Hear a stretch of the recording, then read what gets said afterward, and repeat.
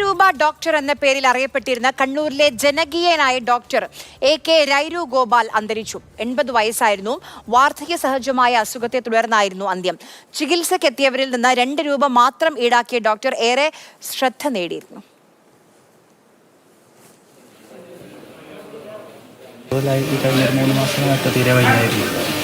കിടപ്പിൽ തന്നെയായിരുന്നു കഴിഞ്ഞ ഏകദേശം ഒരു മാസമായിട്ട്. 2024 വരെ രോഗികളെ നോക്കിയിരുന്നു.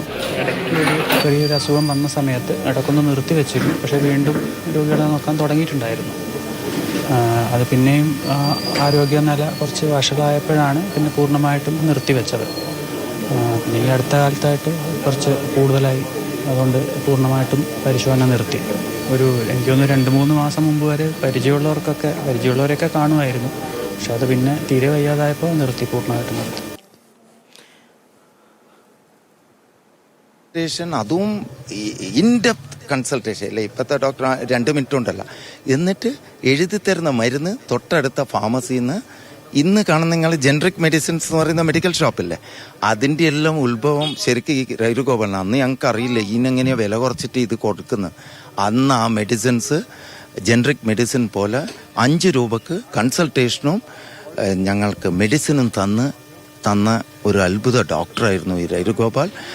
അന്ന് 2 റുപ്യാണ് ഏടി കണ്ണൂർ പട്ടണത്തിലേ ഉണ്ടാവില്ല അങ്ങനത്തെ ഒരു ഡോക്ടർ. ചെറിയൊരു 2 റുപ്യനെ കൊണ്ട് ഗുളികയും മരുന്നും എല്ലാം ആയി. അങ്ങനെയുള്ള ബന്ധമാണ്, ഫാമിലി ബന്ധമാണ്. KV രാഹുൽ കോഴിക്കോട് നിന്ന് വിവരങ്ങളുമായി നമുക്കൊപ്പം ചേരുന്നുണ്ട്. രാഹുൽ, കഴിഞ്ഞ വർഷം 2024 അദ്ദേഹത്തിന്റെ വീടിന് മുന്നിൽ ഇനി എനിക്ക് നിങ്ങളെ നോക്കാനുള്ള ആരോഗ്യമില്ല എന്ന് പറഞ്ഞുകൊണ്ടൊരു ബോർഡ് പ്രത്യക്ഷപ്പെട്ടപ്പോൾ സാധാരണക്കാരെ സംബന്ധിച്ച് വലിയൊരു ആഘാതമായിരുന്നു. 50 വർഷക്കാലം 2 രൂപ മാത്രം വാങ്ങി അവർക്കുള്ള ആശ്രയമായിരുന്നു അദ്ദേഹത്തിന്റെ മരുന്നുകളും അദ്ദേഹത്തിന്റെ ക്ലിനിക്കും. ഈ 2 രൂപയ്ക്ക് ചികിത്സ നൽകുക മാത്രമല്ല, സാമ്പത്തിക സ്ഥിതി ഇല്ലാത്തവർക്ക് മരുന്ന് വരെ അദ്ദേഹം സൗജന്യമായി നൽകിയിരുന്നു. ഇതുപോലെയുള്ള ജീവിതം നയിച്ചവരൊക്കെ വളരെ ചുരുക്കം മാത്രമേ നമുക്ക് ചുറ്റും ഉണ്ടാവുകയുള്ളൂ. അങ്ങനെ 100% എടുത്തു പറയാൻ കഴിയുന്ന പേരുകളിലൊന്നാണ് AK രൈരു ഗോപാൽ ഡോക്ടർ.